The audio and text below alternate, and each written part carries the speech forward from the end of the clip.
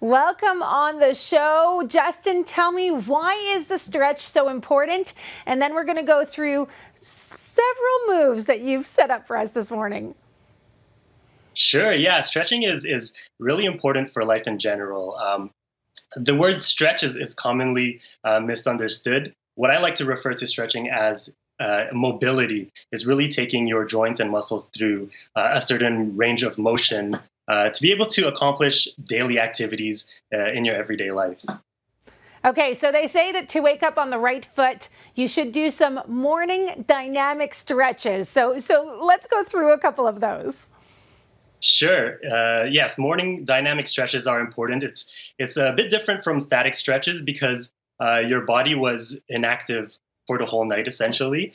You don't really want to pull at the joint and muscle. So what I like to call dynamic stretches is really just stretches that are in motion. It's essentially a warm up for your day.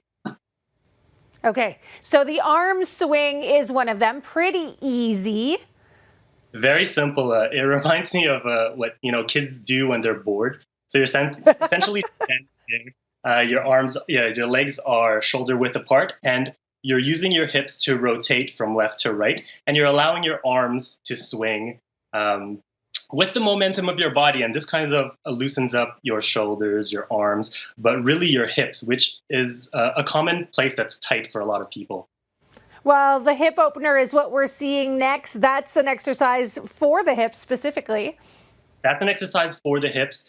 This, again, releases your hips. It allows you to just prep for the day, things like walking or walking up the stairs or just, any type of rotational movement. This will allow you to warm up that area.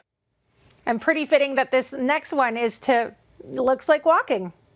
It's essentially mimics the walking. If you're going outside, especially this time of the year when there's a lot of snow, you have to go over snow banks, or even just if you have to go up the stairs, this will warm up your knees and, again, your hip area, just getting the blood flowing back in your lower body.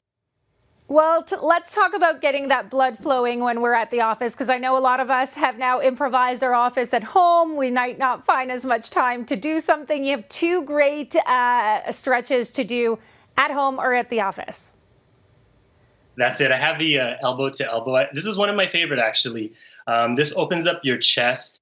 It loosens up your shoulders and your back. It's really, if you're hunched over all day, if you're on your laptop or on your cell phone, this really allows you to, again, open up that chest and loosen up your tight shoulders for those who have rolled over shoulders or a hunchback. And it feels so good. Piano fingers, which one? What's that? I get a lot of comments about this. So your hands are usually neglected. When you're typing all day or you're on your cell phone, especially, it's always in a locked position. Even when you're driving, your hands never really go to the range of motion that it's supposed to keep them healthy. And you'll notice this when you're, I at least noticed this when I was writing a birthday card and my hands started to cramp. So it looks simple enough. You're essentially doing a piano movement, and it keeps the blood flowing. It takes them through, its full range of motion. Don't forget to move the thumbs there too, and it just keeps your phalanges strong. Well, we only have 10 seconds left. Can you quickly tell us about the nighttime stretches we should do? There's leg elevations and child pose.